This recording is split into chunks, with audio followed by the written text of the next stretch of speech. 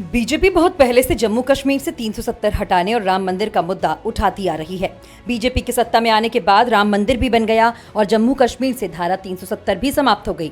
पर बीजेपी का एजेंडा जनसंघ के समय से ही समान नागरिक संहिता का रहा है। समान नागरिक संहिता यानी यूसीसी का मुद्दा अब फिर से तूल पकड़ रहा है। लोकसभा का चुनाव नजदीक है, जिसको देखते हुए उत्तराखंड सरकार ने यूसीसी का पूरा ड्राफ्ट तैयार कर लिया है। कई राज्य इसे गंभीरता से भी ले रहे हैं, तो दूसरी तरफ प्रधानमंत्री मोदी भी लगातार यूसीसी की वकालत कर रहे हैं। यूनिफॉर्म सिविल कोड के नाम पर ऐसे लोगों को भड़काने का काम हो रहा है। आप मुझे बताइए, एक घर में परिवार के एक सदस्य के लिए एक कानून हो, परिवार के दूसरे सदस्य के लिए दूसरा कानून हो, तो क्या वो घर चल पाएगा क्या? फिर ऐसी दोहरी व्यवस्था से देश कैसे चल पाएगा?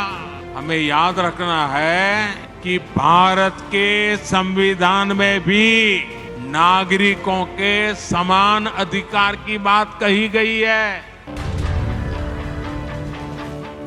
कई देशों में क्रिमिनल और सिविल दो तरह के कानून हैं। चोरी, लूट, हत्या जैसे मामलों की सुनवाई क्रिमिनल कानून के अंदर आती है। इसमें सभी धर्म और समुदाय के लिए कानून बराबर होता है। दूसरा सिविल कानून होता है, जिसमें परंपरा और संस्कृतियों का ध्यान दिया जाता है।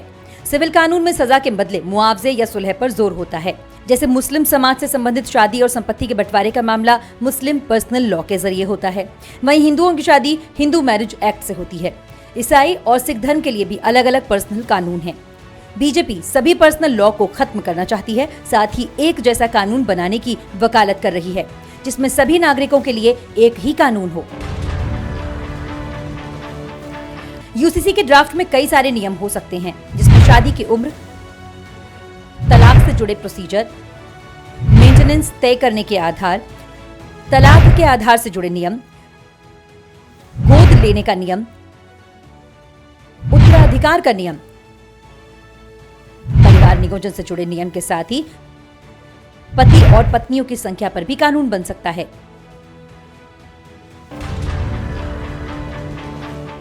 यूसीसी का सबसे ज्यादा विरोध मुस्लिम समुदाय कर रहा है। कुछ और भी अल्पसंख्यक समुदाय इसका विरोध कर चुके हैं। उनका मानना है कि आर्टिकल 25 के मुताबिक देश के सभी नागरिक अपनी धार्मिक स्वतंत्रता के साथ शादी और अपनी परंपराओं का पालन कर सकते हैं। सभी के लिए एक कानून संविधान के खिलाफ है। मुस्लिम नेताओं का कहना है कि बीजेपी शरिया कानून और धार्मिक आजादी को छीनने की कोशिश कर रही है। अभी मंगलवार को प्रधानमंत्री ने खुलकर यूसीसी पर बात की। इससे पहले गृह मंत्री अमित शाह भी कई बार यूसीसी पर बात कर चुके हैं।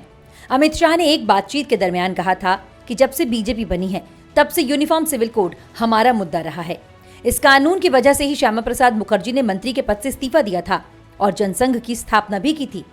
अमित शाह कहते हैं, हमारे लिए यूसीसी मेन एजेंडा है। बीजेपी के नेताओं का मानना है कि सेक्युलर देश में कानून धर्म के आधार पर नहीं होना चाहिए।